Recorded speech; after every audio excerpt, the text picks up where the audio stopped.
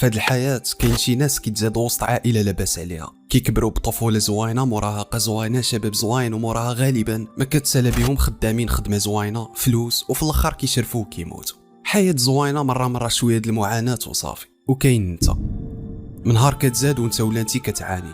الطفولة ما كتكون فاهم والو، ولكن غير كتكبر شوية كيبدا كيطلع معاك القالب ديال الحياة، بزاف ديال الضغط، بزاف ديال الستريس، مشاكل، الفقر، كتبغي توصل حتى انت ولا انتي لشي حاجة، ولكن كتلقى غير الفشل هو اللي كيتسناك. الحياة كتبقى كتضرب فيك حتى النهار تموت.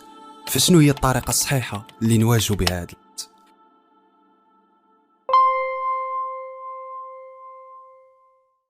إلا شدينا شي حامضة وعصرناها غيخرج منها العصير د الحامض، إلا شدينا ليمونة وعصرناها غيخرج منها العصير د الليمون، وإلا جا شي واحد وعصرك يعني عصبك فقصك غيخرج الغضب، غتعصب، غيطلع لك الدم، ولكن ماشي حيت هو السبب، ماشي داكشي اللي دار لك هو اللي خرج داك الغضب. السبب الحقيقي هو حيت داك الغضب كان ديما فيك لدا، كيما ديك الليمونة اللي عصرناها داك العصير راه كان ديما فيها. وهنا فين كيجي الدور باش نهضروا على واحد الحاجة مهمة اللي بلا بها عمرك غتقدر تصبر على المعاناة ديال الحياة، وهي الغضب، الحزن، المشاعر السلبية كيجيو من الداخل ديالك ماشي من برا. اللي مهم ماشي هو الفعل وداكشي اللي كيوقع لك، اللي مهم هو ردة الفعل ديالك. فالمعادلة ديال الحياة هي هادي، كيوقعوا شي حوايج، هاد الحوايج هما ظروف كيؤديو لردة الفعل، وردة الفعل ديالك كتحكم في الشعور ديالك، والشعور ديالك كيتحكم في حياتك كي غادا. اللي كيديروا 99% د البشر هما كيخليو ردة الفعل تمشي مع الظروف، وبالتالي كيخليو الظروف تحكم ليهم في حياتهم. صافي تزاد لقى راسو كيعاني، كيبقى حياته كامله. عصبوا شي واحد صافي كيتعصب،